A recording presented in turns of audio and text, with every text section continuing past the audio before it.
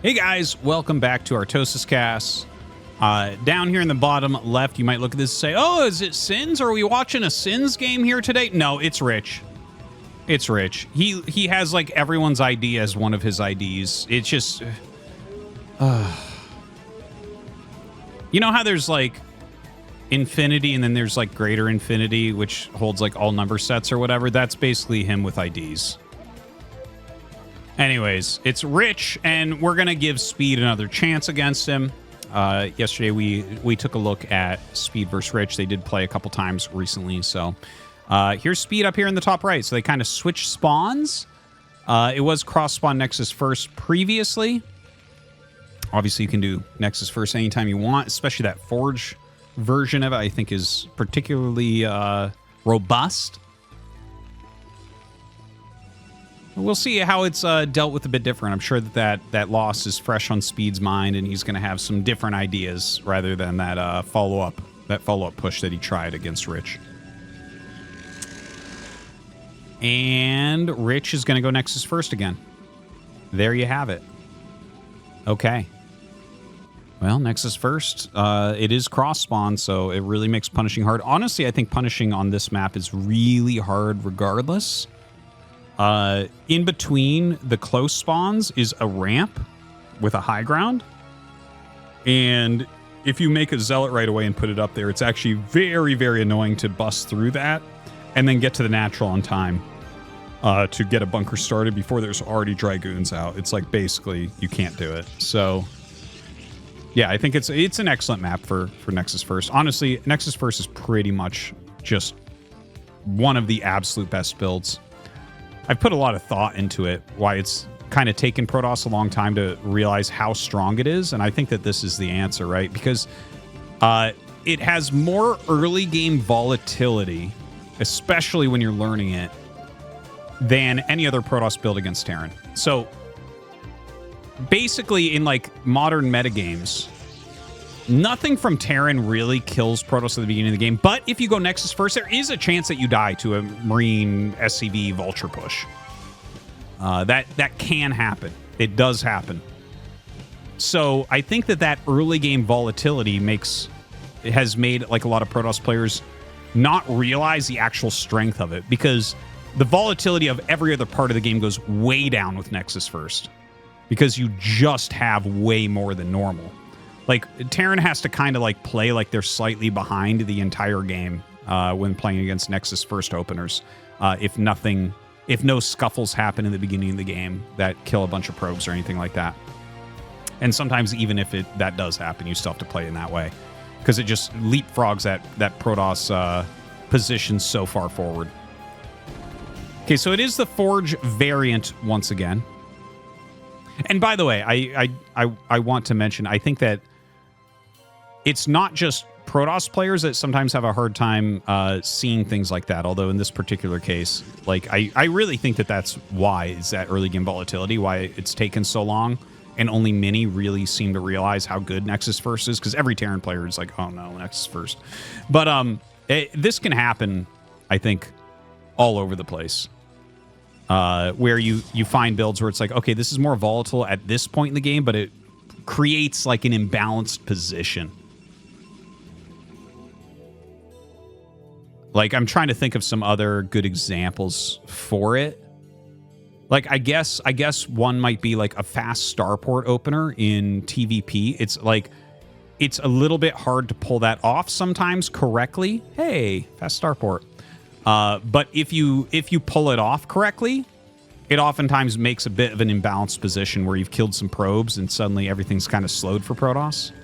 Anyways, enough about the theory. Let's take a look at what is going on in this game. It's a very fast command center. It's not a quick Vulture speed. Instead, it's a fast Vulture mines, which is very, very common. And with the starport going up, I'm kind of interested at the timing that he's going to try to hit this, because you can see with Rich here, he's doing basically the same build we saw before, where it's like, okay, very quick robo. Oh, he's actually getting his second gas very quickly here, so it is actually a bit different. Previously, he went like robo, gate, and then gas, I want to say. Here he's going Robo Gas, and then I think he'll just sit on 2 gates for a little bit, and this will probably be Fast Reaver. Oh, no, he does get the 3rd. Okay. Probably just affords that. And by the way, he's up 7 workers, as I mentioned. 7 or 8 workers is pretty common. But anyways, is he going to find damage with this drop? Because honestly, this is not that popular right now against the cannon expansions. I can speak from experience that a lot of Protoss players will sometimes just get a cannon in their main base. Yeah, see that? Well, there you go. It's not just my experience. You're literally seeing it here. So I have found certainly that I don't feel like this does very much against Protoss. The thing is, even with a cannon there, like he's getting speed right now. There's a world in which he can get a decent amount of probe kills. Some Protosses, though, might have a full wall here where it's like, okay, you can't even get in. He's got almost everything walled. 1 Dragoon sitting. He's waiting for speed before he drops this off, I think. Okay, brings it in. Going to drop it off just as speed finishes.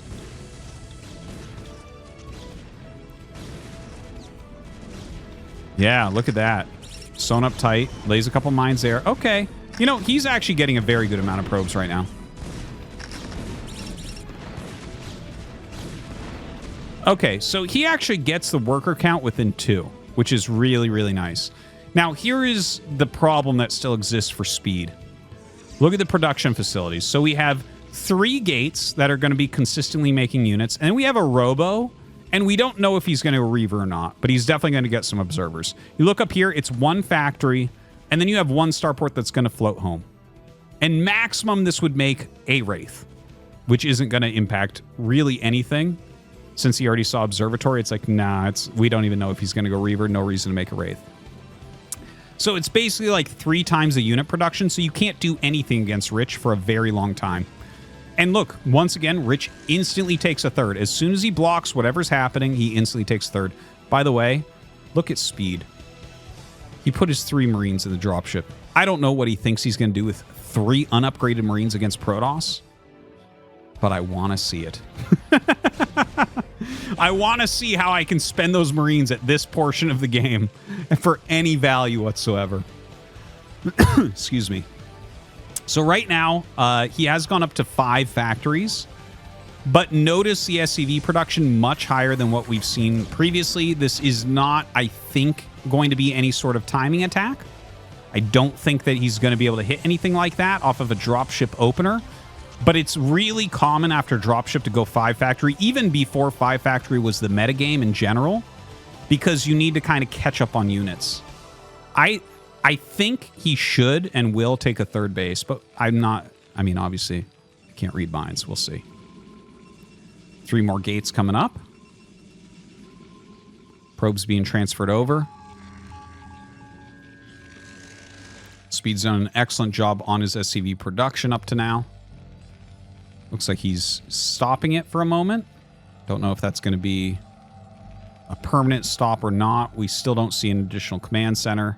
A few vultures coming down the map. Important to send these vultures out, whether you're going to attack or not, because you need to get some sort of idea of what's going on. Like, you know, he has scans. Like, he did throw a scan down.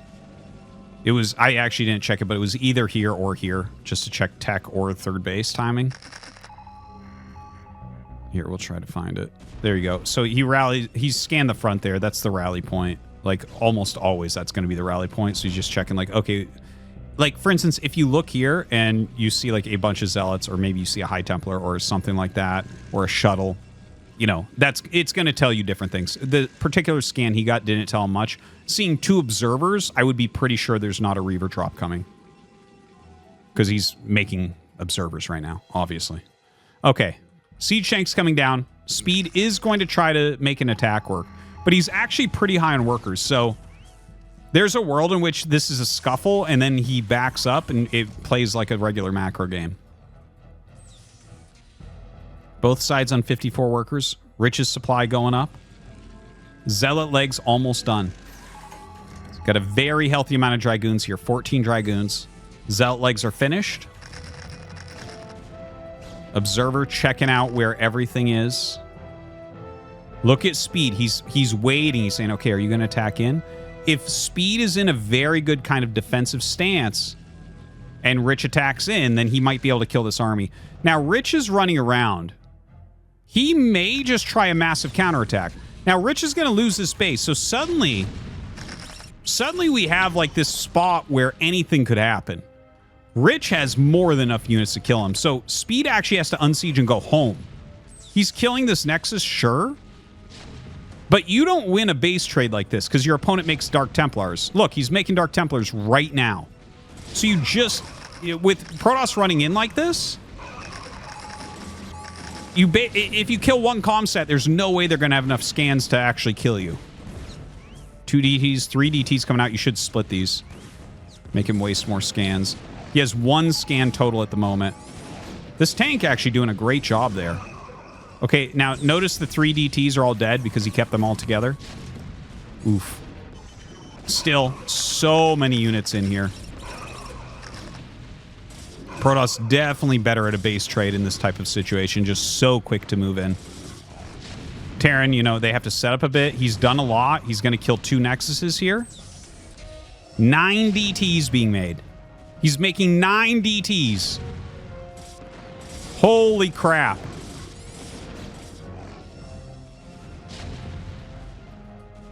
Mass turrets.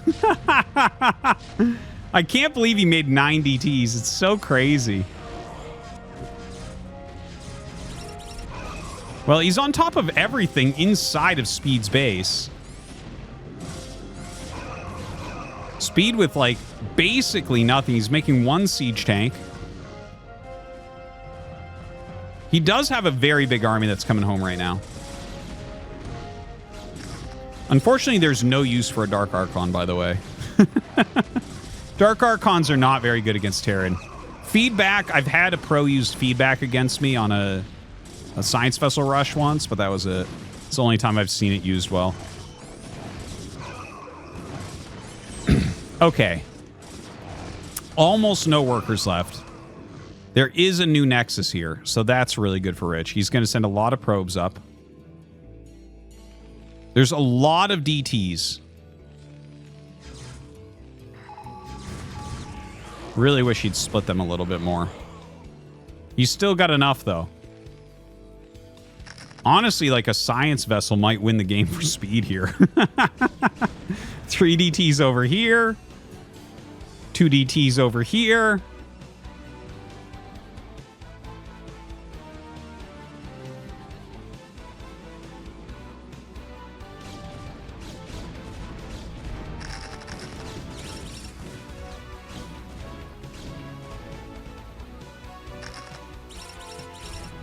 Trying to lay up mines to just kind of clear these. This is such a crazy game. Look at this. The 2 DTs getting on top of these tanks.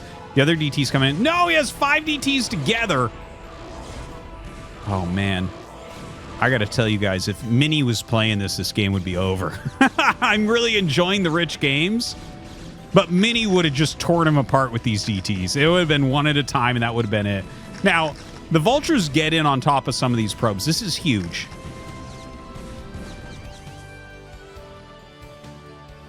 I honestly don't know what's going to happen this game. I thought for sure Rich was going to clean this up easy with the counterattack and making a bunch of DTs, but he's just clumped them together too many times. It's honestly a very easy problem to fix. It's like, yeah, you're going to kill one of his comm sats. If you split... Listen, he can't have more than 4 scans. So if you split, he had 3 DTs at first and he made 9 more. Guys, it takes a minute to recover a scan. Like, the math is there. You're fine if you just split the DTs. It's just, you can't... There's nothing Terran is going to be able to do other than try to lure you into turrets or lure you into mines. And you have observers everywhere. Okay, Rich has this base up in mining. Speed has this base up in mining. 18 to 22 workers, so pretty close there. Slight advantage Speed. The Vultures, I think, are the biggest advantage in this game right now. It is very Dragoon heavy once again for Rich, which is no big surprise. I feel like here, Observer Speed might be the best thing you could possibly spend money on that doesn't impact the power of your army. You have to be really careful at the mines right now. Vulture's super key. As army supplies get small, vultures just get stronger and stronger and stronger because you can't zone them out as well.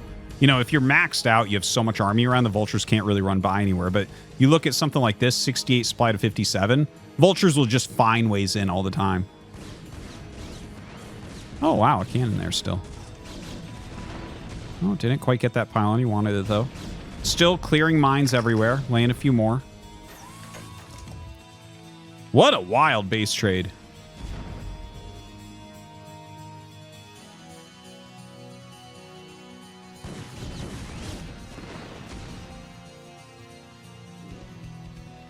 Third base. What an interesting game this is becoming. My God. Imagine if this gets maxed at some point. How crazy. Now, Rich is pushing in super hard. The tank, like 3 tanks over here is a big issue. And then these tanks come in as soon as he unsieges. So unfortunate there. There was an observer watching, though. And now Rich pushing through. He's killing all of the tanks. I think Rich has just done it. Yeah, even getting some of these mines here, clearing those before the tanks. Getting on top of this command center as well. That tank is definitely going to end up falling. Pulling back to just kill a lot of SCVs. Still no other Nexus or anything for Rich. Just mining happily off of his like main and mineral-only base.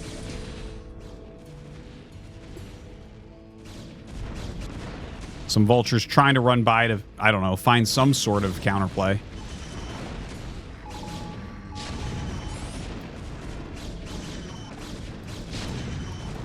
Yeah, the tank on the high ground is so beastly. Holy crap, he's missed so many shots here. You can really see how weak Dragoons are shooting uphill. That tank, like, if that was on flat ground, we would have gotten like 2 shots. It got like 6. Just crazy. Okay, so speed pushes him back and actually has a similar worker count. And he got his 3rd command center. That's something Rich could have prevented. But Rich was kind of going for the throat rather than, you know, shutting down something like this. So if... Oh, Dragoon's just pushing in for another attempted kill here. Ooh. Really good micro there on targeting mines and tanks. The flipping back and forth, superbly, superbly done. Doesn't want to fight another tank on high ground here. Going after the command center. That is going to be annoying to deal with. So little mining going on for speed right now. Just pure Dragoon pump. He's actually not got enough gas. Needs to get one more guy on gas here for sure. Probably needs some tanks over here.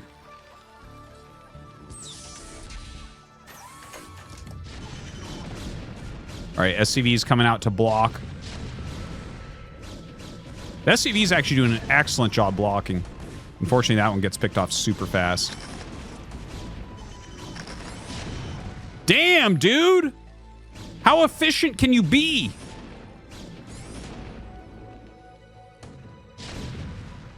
Endless Dragoons, though.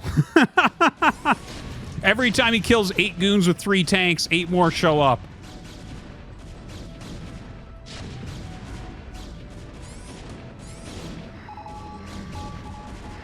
Okay, clearing those tanks out. That's going to be it. GG. Hey, that's a couple wins there against really one of the strongest TVP players in the world. Really well done by Rich. Yeah, if he had split the DTs, the game would have been 100% his easily in this game. Right? I think the counterattack play was actually very smart when he counterattacked up here while Speed was attacking down here. And Speed sending his whole army in. I think you just can't do that because if they do DT correctly, you should lose that every time. Yeah, Terrans just aren't very good at base trade type situations. Terrans are more about like maintaining their position and then punishing stuff with pushes. So, yeah, just a little thing that I think Rich could fix up and be much, much stronger. But excellent game. GG, thanks for watching.